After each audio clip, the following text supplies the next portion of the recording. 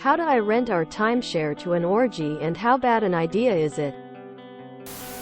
For real, go on FetLife and ask this question. You'll get your answer. N. This may be the weirdest question I've ever read in this sub. Only 12? That's not respectable. Need more. Make sure you refer them catering to a place you trust to not have them blasting brownies on the wall. None of these dorks will have the advice you're looking for. Try a BDSM sub or FetLife and do some local networking. FetLife is good because local hosts will know the locals, and hell, you know who's blacklisted in the fetish community. My advice? Make sure you don't rent to someone who's blacklisted. You may become a blacklisted host location by associating with rude or cruel people. If you yourself aren't running it, you'll need to be asking a lot of questions to your local community.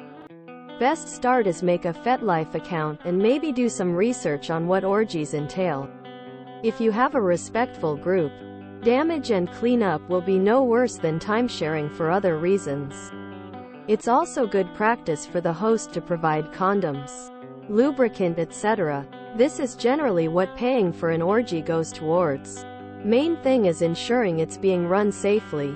Get to know the community. They'll need to know that you are safe. Or whoever is going to host is. If you're not looking to participate, just get the word out. Your scene may or may not be in search for more venues.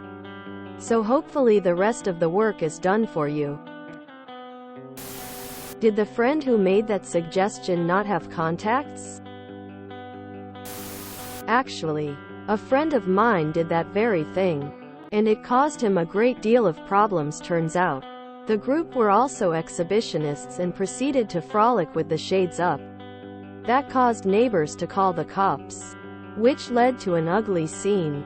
They reported him to Codes, Airbnb, and everyone else they could find. Got an ordinance passed about renting.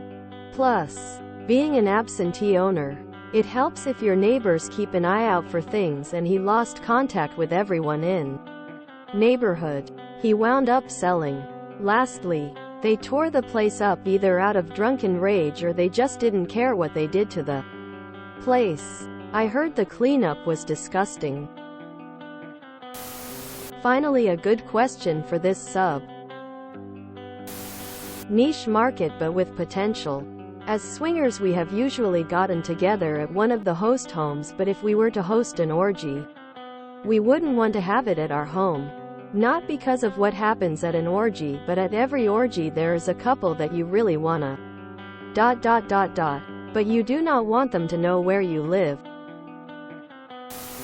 Dirty Mike and the boys about to have a soup kitchen. Well, having a timeshare is the bad idea. Anything beyond that doesn't really matter. For anyone other than op, do not buy a timeshare under any circumstances.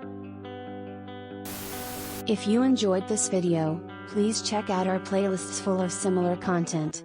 TooAfraidToAsk is like doom scrolling for your ears. Please like, share, and subscribe.